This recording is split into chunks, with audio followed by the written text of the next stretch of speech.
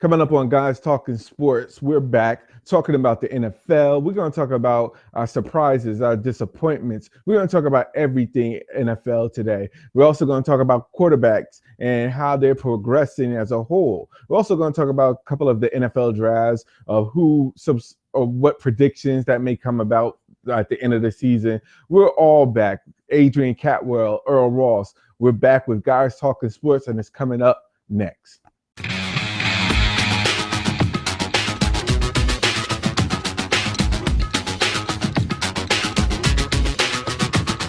This is Guys Talking Sports, and we're back. I'm your host, Al Qualls.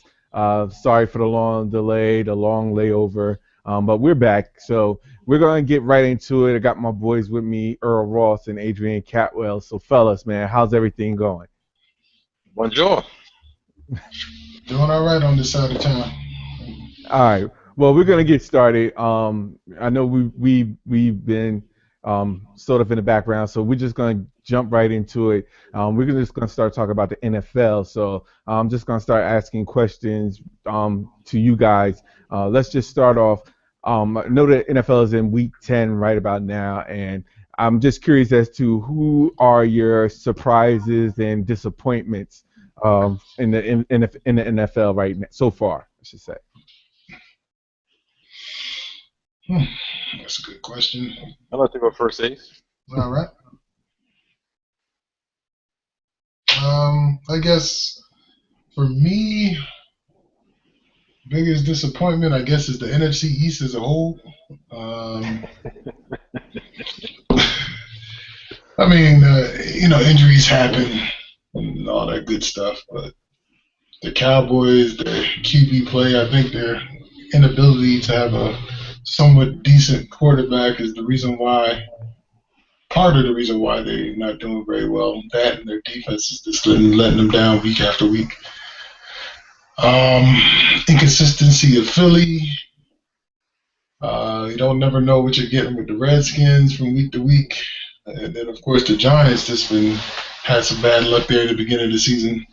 Their record easily could be 7-3, I believe, or 7-3 instead of, or 6-3 instead of 5-4. Can't think of it off the top of my head. But I guess the biggest surprise for me would be,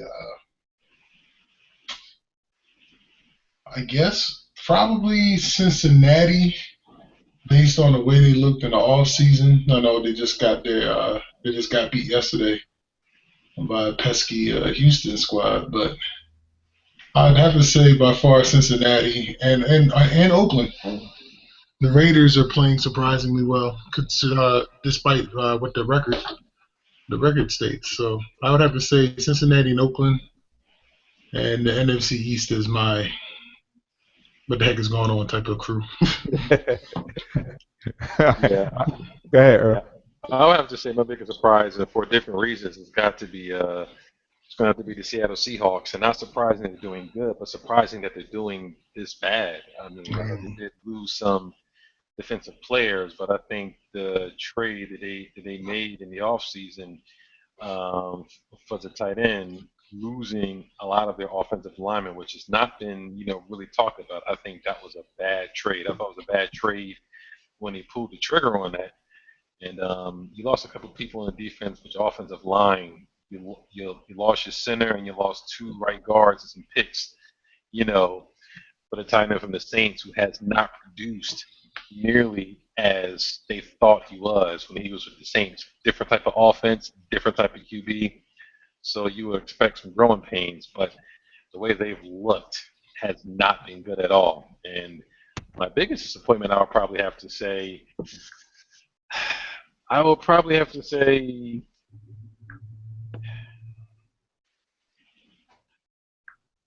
you know what? I want to say the Cowboys to a certain extent, but when you didn't sign DeMarco Murray, well, you kind of let him walk because you gave Dez Bryant all that money, but you didn't sign DeMarco Murray, but signed the other guy for almost the same exact amount of dollars that the Eagles gave DeMarco Murray, and you give this other guy.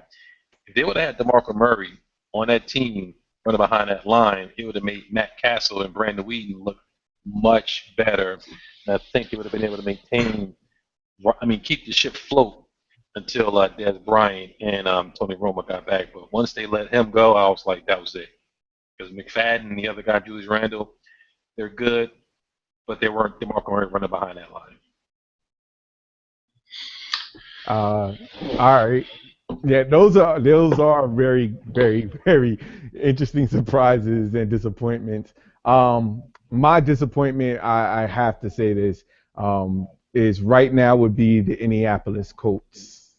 Uh, I really thought that this would be the Colts' year to at least make it not just to the AFC Championship, but also to the Super Bowl. I think that that was going to be the year that this was going to be the year that the Colts finally get over the hump against the Patriots and make it to the Super Bowl. But I am solely disappointed in the season of the Colts. I really thought that Andrew Luck, I hear about the injuries that he's had, but it's not just that. I mean, they just look completely like out of their element. I don't know with the offensive line.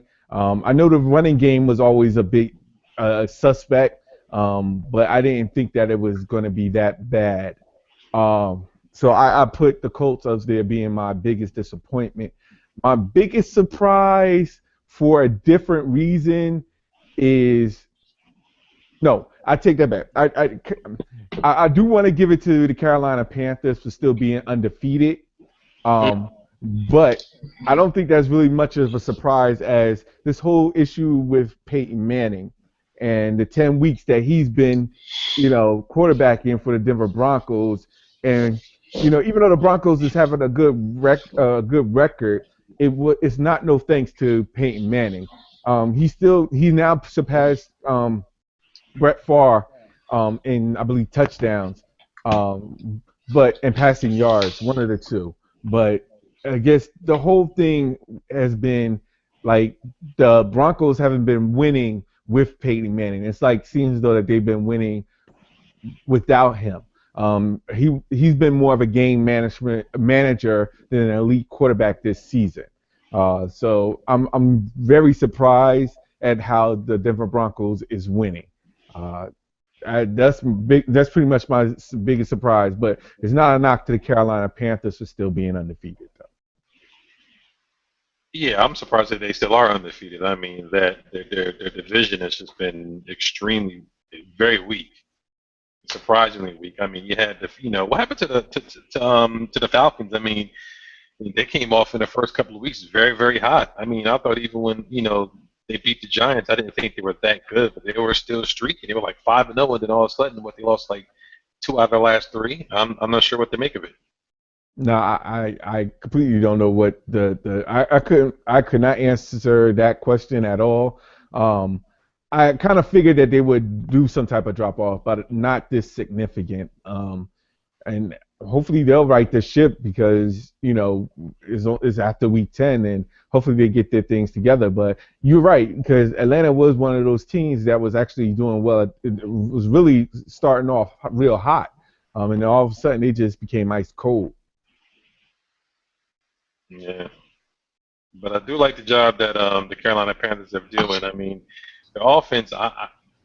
It's kind of hard to say they have one receiver really, and that's a tight end. That's their leading receiver, and you have some running backs. Not the best, but I mean, they're getting it done with Cam Newton, and the boys. It's like it doesn't look pretty, but they're getting it done. Yes, no, they are getting it done. It almost has that. It's with Greg Olson. It's almost like they're taking like it's like Cam is using him how Brady would use Gronk in certain ways. Like I mean, I've seen a couple of games where I'm just sitting here like, wow, it seems as though that it's really Greg Olson and everybody else as far as the wide receivers and the running backs is concerned. Right? But It's like their defense is solid. Their defense is solid. it doesn't get enough credit as it should. Yeah, that's true. Definitely underrated. Definitely underrated. Um, I mean, with so let me ask you this question. let me ask you guys this question. You still believe that Tom Brady right now is still the leading go-getter for the MVP? I gotta give it to Cam. I give it to Cam because he's doing a heck of a lot with less. And not to say that Brady had some world beater type wide receivers, but he has receivers that fit his mold of offense, and it works to suits his style. I mean, Amendola and the other kid who recently got hurt, I think his name, I can't think of his name. Edelman. Edelman, yeah. Yes. I mean, granted, those aren't your receivers when you think of Pro Bowl receivers, but they get you 1,000 yards every season because of the way they play the slot. So it'll be interesting. I just think Cam without Travis Benjamin being their number one receiver, and they're using Jeremy Jacaro. I mean, what the hell, Cotry. He used to be a wide receiver for the Jets. Mm-hmm. Oh yes. They have what's his name? I can't even think of his name. He used to run kicks for the 49ers. He was a kick returner primarily, but now he's more of a wide receiver in Carolina. Tate? Not Tate. No. What's his name? I can't think of his name off the top of my head. He'll come to me, I guess. But, I mean, just considering that outside of Olsen, outside of a very good running game and outside of design runs that, Cam has, he really doesn't have a true number one receiver. And yet, I'm sure the defense is key on Olsen to try to shut him down, but yet they still find ways to win, and you just can't beat that. Patriots is like a machine. I mean, they just year in, year out. Bill Belichick is just a beast. I mean, his offense is just I just can't seem to understand how defenses can't seem to key in and slow that offense down. But in the same sense, they talk about how, the read option is coming to the NFL and teams are able to shut that down. But yet, New England is running, I would guess, in my opinion, sort of like an air raid offense. Where, it's just dink and dunk, short passes, and just get yards after the catch. And they killing it. Yeah, well, and I watched that whole Giants and Patriots game, and yeah, that's exactly what he did. I mean, there was no big bombs down the field except for maybe one. One should have been picked off, but two that got away. But really, like you said, tight end, slot receiver formations, there's nothing pretty, dink and dunks. I mean, the Giants, like that fourth quarter, the Giants started putting some heat on Tom Brady, and you saw them like really, get up on the receivers in the slot and get some pressure on them. And once you get some pressure on Brady, you hit him a few times, he'll start jumping around, as Stephen A. would say, tap dancing like the late great Gregory Hines and all. But but that's gotta be a full complete game, and at the end the Giants was starting to tap him, but like you said, he just a patchwork, offensive line. He just gets it done. And I mean, I think Cam has definitely stated his case for MVP. But I mean, you're 8-0. What's it, 9-0 right now? I mean, it's hard not to, say that Brady is the front runner. I think you said it's hard for Brady not to be the. I would say Cam myself, going right now. I mean, there's even a case you even make for Adrian Peterson, but the way the NFL and the people roll, it's going to be Brady first, and everybody else comes second. And Brady, I mean, folks are used to what Brady's going to do. As long as Brady has that one or two good slot receivers and that dynamic tight end, he's always going to put in work. Yep. That's regardless. But could you interchange Cam and Brady? If you put Cam in New England's offense, now you've made that New England offense even more dynamic, because now you're forced to recognize Cam and what he could do with his legs versus what Tom would have to deal with in Carolina, being that the Carolina offensive line is above average, probably not as good as say New England's. He doesn't have the receivers that he has in uh, in New England. And then also, could you actually put Tom in that same type of offensive scheme that Cam is running? Not so much the running portion of it, but the passing. You know. Not in my opinion, because it's two different offense. I mean, the New Mm-hmm. England Patriots with them slot receivers and the tight ends, that's more of a timing offense. I mean, if you watch that game, it's like 1, 2, 3, bang, 1, 2, 3, bang. Mm-hmm. Cam probably can get that, but I don't think he can. He would fit well in the timing offense. And just where the Carolina Panthers rely more on, Cam's ability to move around in the pocket, run. Brady not running. He not taking them. He not taking them runs. 1 yard up to the. He may, but he not running all the time. Well, I agree. But I still believe that. In my opinion, that as much as contrary to the easy pick would be to pick Brady just because 9-0, but it's a machine. It's the same thing. The Jets, they put up a good fight. Buffalo is going to put up a good fight. I mean, they just haven't seemed to figure out how to get to the Brady. But then it puts me to a point where if you look at Matt Castle and when he came into it to replace Brady that year he got hurt and how dynamic he was as a QB, and then you look how he signed a massive contract in Minnesota and he was a dud. He went to now he's playing in Dallas and it looks like crap to me. But some friends of mine down in this area who are diehard Dallas fans said that they would actually prefer Castle over Whedon. And I was like, but dude, Whedon was putting points on the board for y'all. I don't see Castle doing the same thing, But that's whether here or there. I'm not here to talk Cowboys football. But Yeah. I'm just trying to say. You know that they released reading, so I know. But my whole purpose is that offense in New England a system offense? Like if Brady went down right now with Jimmy Garoppolo, pick up where he left off. I truly think so. You know what I mean? That's an interesting theory. Because you take Tom out of that offense, and I'm not saying Tom still wouldn't be Tom terrific in any offense. He's that nice. But look at Castle and look at the dumpster fire he's become since he left New England. Look at Garoppolo when he's come in and did work. I mean, he started off kind of shaky the couple times he started, but he was still putting up 300 yards, blah, blah, blah, blah, blah. So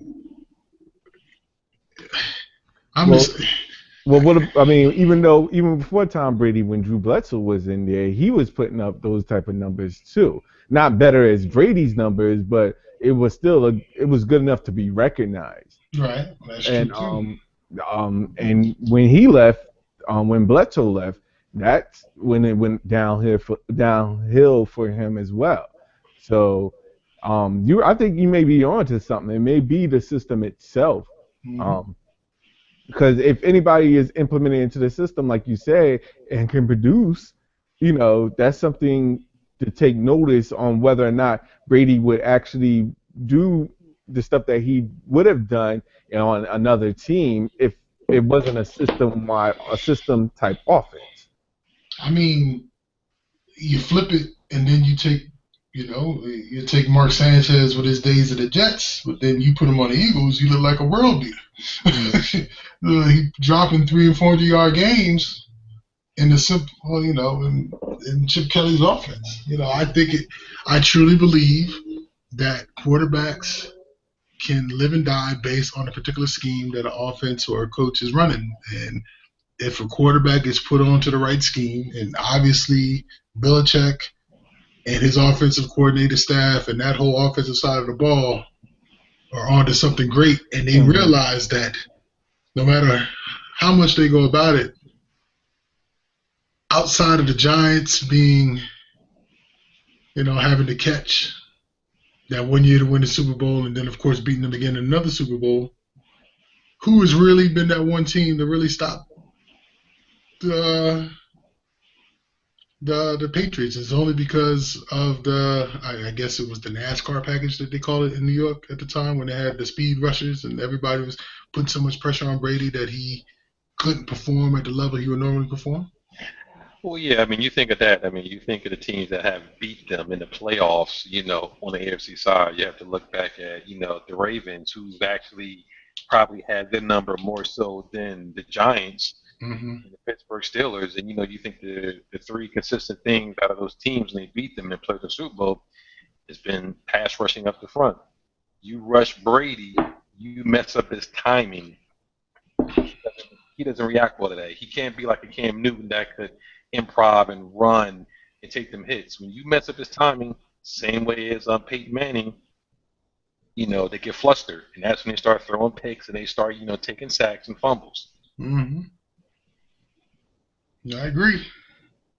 It's pretty amazing how where we come to where you know this type of system. Like now, it begs the question: do you think that so much focus is on quarterbacks more so now than the plays itself? Um, like you said, because any if you the usually any coach or quarterback coach would design a play that suits their quarterback instead of trying to run system plays. So if Belichick has a system play that Tom Brady, of course, is um, knows like from the knows to the T. And let's say, for example, if somebody else comes into like someone new, they bring in someone new.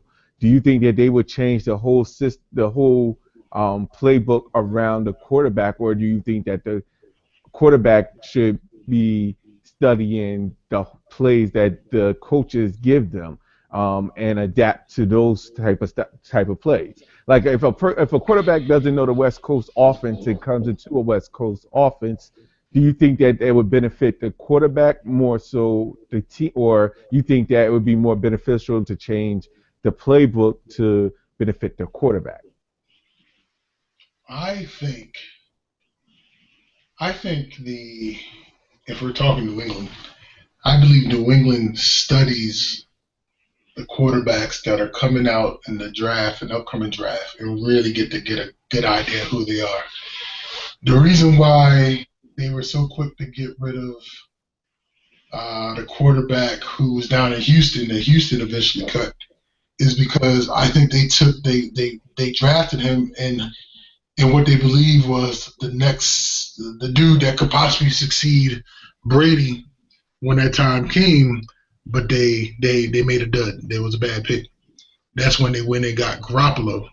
And Garoppolo then turned around and looks like a better fit for their offense than more so the kid that just recently got cut by Houston.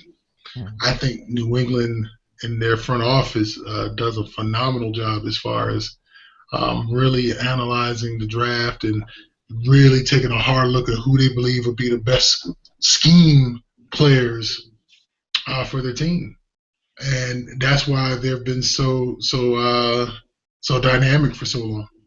A lot of time, these other teams sit there and they just look at prolific passers in college and they say, "I think they could come in here and do some work." But if you're looking at quarterbacks who are coming out of the Big 12 who run a particular style of offense, and then you want to turn around and take that quarterback who is typically looking at one read, drop back, quick pass, and throwing a rock, and then you want to turn around and turn them into a West Coast quarterback, West Coast offense quarterback.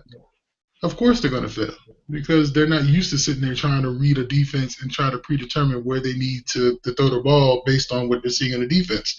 Where they were playing in college, they were told like you look at the defense, you adjust the offense to what you think will best fit, and then throw the ball to the person that you believe will be open at the time.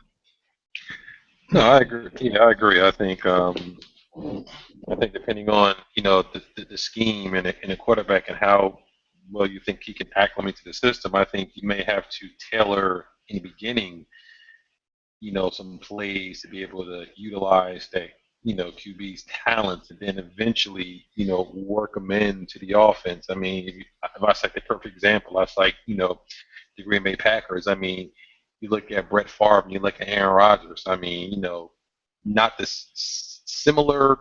They have similar characteristics, but with Brett Favre was always slinging the ball all over the place and altering the plays and being very improv a lot of the time. Where you have Brett Favre coming out of Cal and that kind of system, a pro style offense with some West Coast flair. He can Mm-hmm. move around, but he was very like bang bang dink dunk, bang bang dink dunk. He can read, he can change, but he was never as he didn't do as much improv as Favre did, but the offensive scheme that he had when he had Ben McAdoo at the time, you tailored the offense to him to utilize his skill sets, then you brought him into what you want, and then you just let him progress. And then the better he got, you just fit that offense around what he had. And I mean, you know, they're probably one of the few teams that's went from a great quarterback to a arguably even a greater quarterback, and the consistency at that position hasn't dropped off in the last 12 years. Right. Agreed. I completely agree with that. It's amazing that with so many, with the years that the NFL keep progressing, um, the style of the quarterbacks completely change sometimes from like one player is one way, and then if something was to happen to the coach, then they revamp the offense that better fits them sometimes when they don't put the focus on just utilizing what the quarterback already knows from their previous years and the experience that they have and just modifying it for it to the NFL. Um, I give Shanahan all the credit in the world. Where RG3 is his rookie year, he knew what he was getting, and he knew that he had a 5-year project on his hand, and he went out there and implemented a style of play that RG3 was familiar with in college, and it was successful. And everybody could sit there and say, the defense caught up with blah blah blah. All right, I guarantee you, the Shanahan's would still be there if RG3 knew how to better protect himself and didn't injure himself on scramble plays and not design zone read type of plays. Because if he'd have learned how to protect himself and learn how to slide, I almost guarantee you the Shanahan's would be there and the Redskins will probably be the class of the NFC right now, NFC East. Because Well, they I would have mean, only gotten better.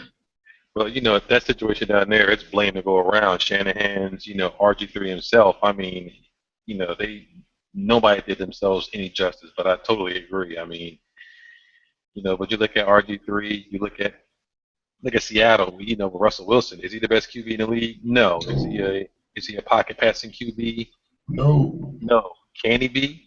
I think he could, but Pete Carroll is crafting an offense that fits him.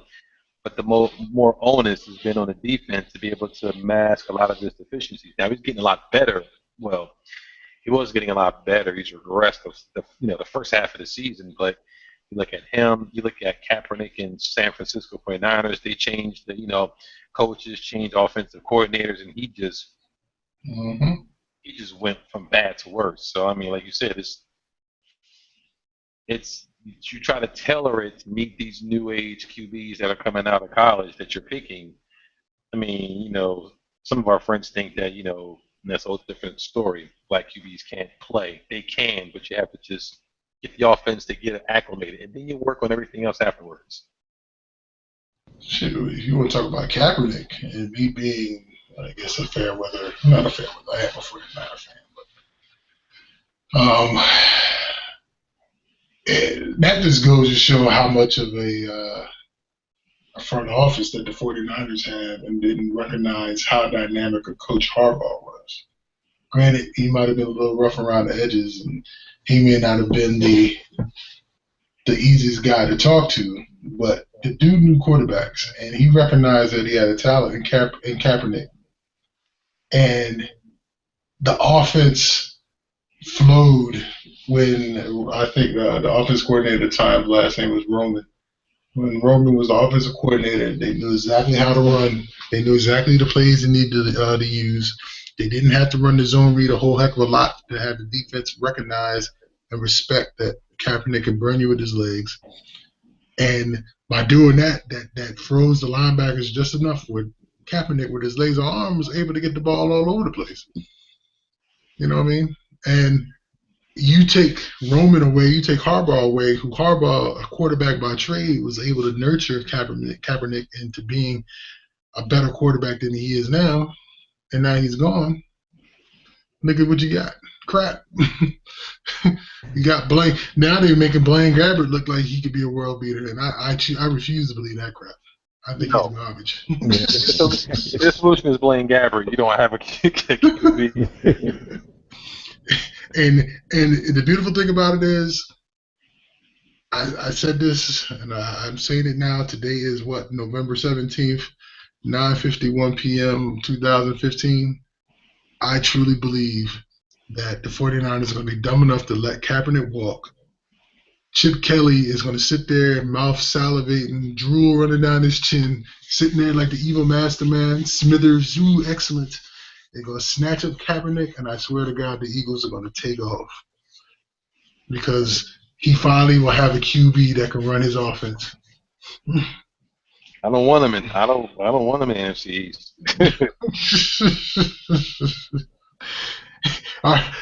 Chip Kelly's just like, you know what? I'll give y'all Sam Bradford. Here, take Bradford. But it's funny because when it's all said and done, that will probably make up for the reason why the Eagles are why they are right now. If that was to happen, I mean, think about it. He went out of his way to get Sam Bradford, and I feel as though if you made your bed, you need to lie in it. Oh, but on the flip side though, Right?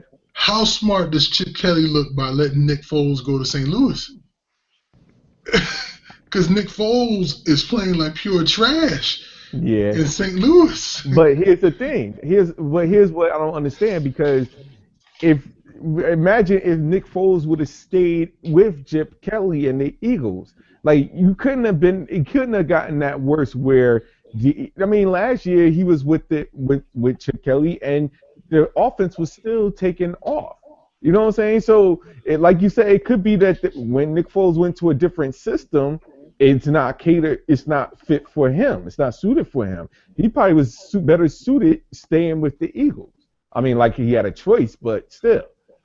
I'm thinking Chip will take Kaepernick, and in the draft, he's going to try to get Vernon Adams, who's now playing quarterback at Oregon. He transferred from whatever that D1 AA school in Oregon, and now he's a quarterback at Oregon, running that offense. I guarantee he's not a first-round pick, but if he drops to the second or third round, I guarantee Chip will take Kaepernick, take that kid from Oregon, and he'll use Kaepernick just long enough because he's not going to want to pay him the money, and then kick him to the curb and put Vernon Adams in, and then he's going to have his young dynamic quarterback.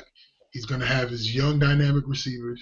They'll probably grab some running back out of college because he doesn't believe in paying running backs. They're a dime a dozen in his mind because he believes in his offense so much that he believes that he could put anybody in his offensive scheme, and if it runs correctly, the offense will be successful. I don't think he cares so much about the prices of players. I think he believes in the system more so than the people in the system. I would say yes to that. The only thing, and me being living in this Philly area, that to go from Bradford to go how Kaepernick look, and you just signed Bradford to a lot of money, that is going to be a hard sell. I don't know how he does it. He just can't just willy-nilly just do it. I mean, like you said, he traded Nick Foles, and Nick Foles is not doing that good in St. Louis. But you got Bradford. You gave him a lot of money. You're not stuck with him, but you just can't just sign a guy 1 year and then chuck him and then bring in Kaepernick that look garbage. That's a very hard sell. I don't know how he does that. And I don't even know who he's going to give Bradford to, because you just can't just cut him and not have to pay him some money. You're going to have to trade him. Try to get something for him. Who's going to pick him up? Why would the Niners take him? Why would the Niners take Bradford? If I was the Niners, I wouldn't take Bradford. You trying to tell me you wouldn't take Bradford over Gabbert? Nope, because I will bet my money that I would rather go and find a QB in the draft and take Bradford, who's injury prone. Look, he's injured right now. Why would the 49ers even do that? That would So make no sense to them. so now you've taken a team that 2 years removed was an NFC Championship game, to now into straight rebuild mode because now you start with a rookie QB. They are. I mean, look, half your defense left on free agency. The other half retired. Your offense is gone. Vernon Davis is gone. Frank Gore is gone. Mike Crabtree is going. Basically, you are in rebuild mode. Why go get Bradford with two shaky knees? You might as well just go into the draft and try to build somebody up. If the 49ers were to trade up that would be a great trade for the 49ers, but a bad trade for the no. Yeah, it would be a great trade for the 49ers because they could just upload them, but I wouldn't see them doing it. I completely agree. I don't see the 49ers making a trade for Bradford.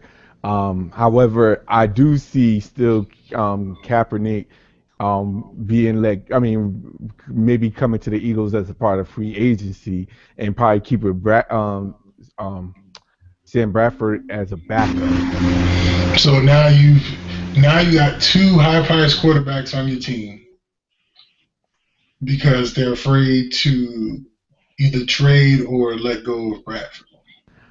I'm I just think saying, go ahead. I think the 49ers can probably cut the 49ers can cut Kaepernick from what I heard because he has a very team friendly contract, so it's not going to hit them over the cap. Mm-hmm. However, the Eagles are kind of, has a little money tied up with Bradford, so whoever they trade him to has to be willing to pick up some of his contract. And I don't think any team is going to be wanting to do that. So the more likely would probably be the Eagles. I mean, the 49ers are going to cut him in the offseason. I can really see the Eagles picking Kaepernick up as the number two. Mm. And then maybe you go get that kid at number three, but you keep Bradford at number one because he's injury prone. And then, you let Sanchez go, which I think is going to be the case. But I could see them picking him up as number two, but not trading for a number one. Well, I'm looking at his contract now. Bradford signed a 6 year, $78 million contract with the Rams. And then with about $18 million signing bonus with $50 million of it guaranteed. In 2015, he earned a base of $12 million or $13 million, and he has a cap hit of $12 million. I almost want to say though Kaepernick, interesting. It's not even so much the contract that he signed with Philly. It's the contract he signed with St. Louis that Philly is now trying to honor. And that cap hit would be kind of extensive unless Yep. they were to pawn him off to some team that needs a quarterback Yeah, for like yeah. a 6 round draft pick or something like that. Because they're not going to get any real compensation for him because he's just not playing all that great. Well, we're gonna have to. I mean, that's something I guess down the road we could discuss at a later time. As far as potential places of where free agents is going to go. Um, but that is definitely something to look forward to down the road. But as you can see, the time is completely almost up. So at least my time is almost up. So I guess we could discuss this more next week. If Sounds good. sounds good. All right. For everybody else though, before I go, I'll start with you, Ace. Let people know where they can reach you at. You can hit me on that Twitter. The handle I believe is Cat Daddy 1963. That's cat like a meow, Cat Daddy 1963. Feel free to drop me a line. Let me know what you think. I love it. Cat like a meow. Hey, Earl, man, tell everybody where they can hit you up at. All right, you can hit me up on the Twitter, J.E. Ross. I mean, excuse me, at J.E. Ross, and the same handle at the Gram, Instagram. at JE Ross, even though I might switch it up to the smooth one in a couple of weeks. I haven't made my mind about that yet, but it's still the same. So hit your boy up. All right, and you can definitely find me up at hit me up, I should say, on Twitter and Instagram. Same handle. I am Al Cross.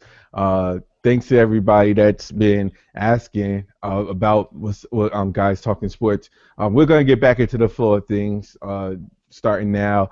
Uh, Thank you for everybody that's been participating in the talks and stuff like that. I'm gonna put a poll out, some sports poll questions, put it out there on Twitter, uh, sometime starting in a couple of days, just to get everything going, talking sports. Again, you can catch us, guys, talking sports. We do this every Tuesday night. I'll probably put it, most likely I'll do the editing and put everything out on Wednesday, so you'll probably see it on Wednesdays. But for now, this is Al Cross, guys talking sports, to my co-host Earl Ross, Adrian Catwell. Appreciate you guys stopping in, talking about sports. For everybody else, the audience, we'll catch y'all next week, same time and same. And don't forget to subscribe. I completely forgot. Hit the subscribe button on the lower right hand side if you can, please. Really do appreciate it. Thanks to all the subscribers that's out there now, currently. Again, guys, talking sports. And until next time, take care. Woody who?